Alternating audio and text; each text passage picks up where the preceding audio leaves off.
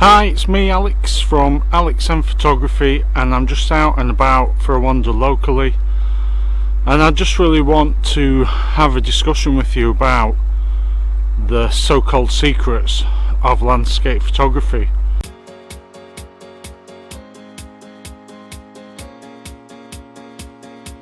Hi there, I hope you're all still well, and I hope you're all still staying safe and staying at home, apart from your daily exercise routine like I'm doing now. Please give me a like and a subscribe. So as I've said, we're here to discuss the secrets of landscape photography, and for me one of the first secrets is, if you're going somewhere new, do a bit of research. Research is the key sometimes.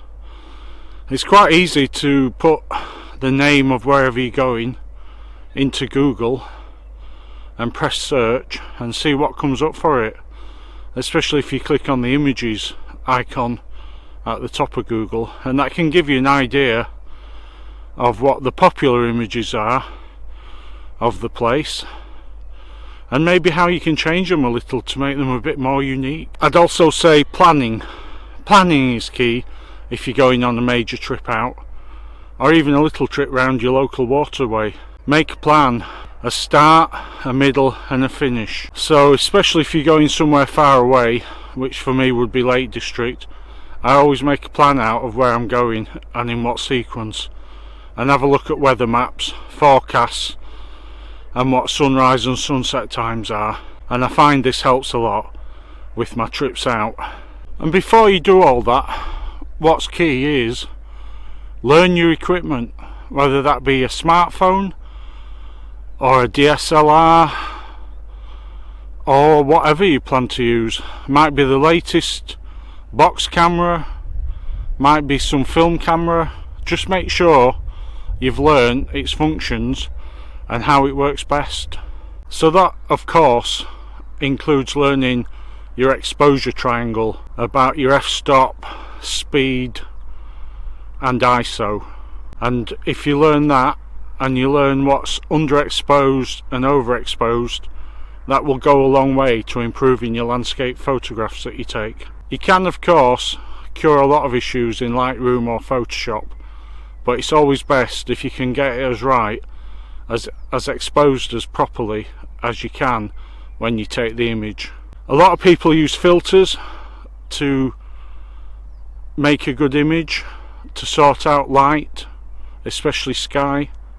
If it's a bright sky, a little filter on top can sort that out, but myself personally, I prefer to use bracketing and use that as a method of getting the proper exposure.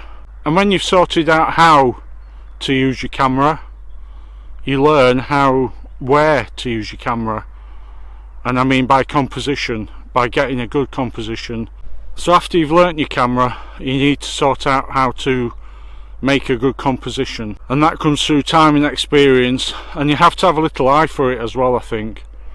But also the photographer's best composition tool can quite often be the crop tool in Lightroom or Photoshop or whatever editing software you are using. Another word of advice on composition is, don't just settle for the first view you get when you arrive at a spot. Take your time, settle down, have a wander around, see what everything looks like from a different angle and a different aspect of the light. Just have a good wander around. Also decide what mode in your camera or smartphone or whatever you're using suits you best, whether that be full auto, aperture priority, which is what I tend to use a lot of, or even manual mode, because some purists in photography will say you can only use manual mode, but to me I think that's a load of rubbish. I get some good results with aperture priority, and I'm sure people get good results with auto, so just go out there and do whatever you're happiest with. And even after all that, after you've learnt all that and you've got comfortable with everything, quite often photography comes down to luck. You have the right weather, the right amount of light, the stillness on the water if you're going in the Lake District, whatever. It's pure luck, really is. I think about 80% of it is pure luck that you get the right conditions to take the great images that you want to take. I've been to Buttermere a few times. Lots of people have that iconic reflection shot of the farmhouse on the bank with the trees. I think every time I've been, it's been blowing a hoolie, but that doesn't mean to say I haven't got some nice images that I'm really proud of. There's one or two from my last trip out, and I'll put those up, that I quite like. I think it's, instead of getting the reflection shot, I've used the farmhouse to show the scale of the hills behind it and the light coming through, and I really like them, and I'll put them. And I've also got some earlier images when it was flat but I didn't go down the far end, and I'll put them up too.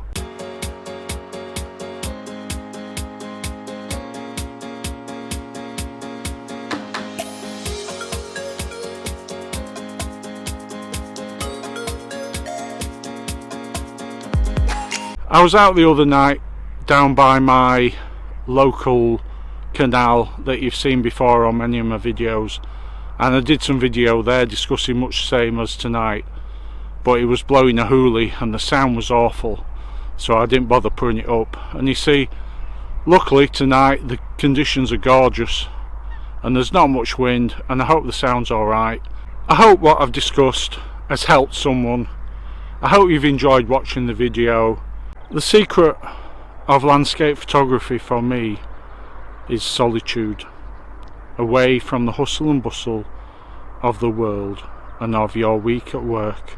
You can get out there, out in the wilderness, not round here because there's lots of roads around here, but up somewhere in the lakes, in the hills, round a lake. You get that peace and you're quiet, and you get the chance to take an image of something beautiful, and as I do on YouTube, to share it with people who can't be there, people who can't get out, people who wish they were there. That's why I do landscape photography.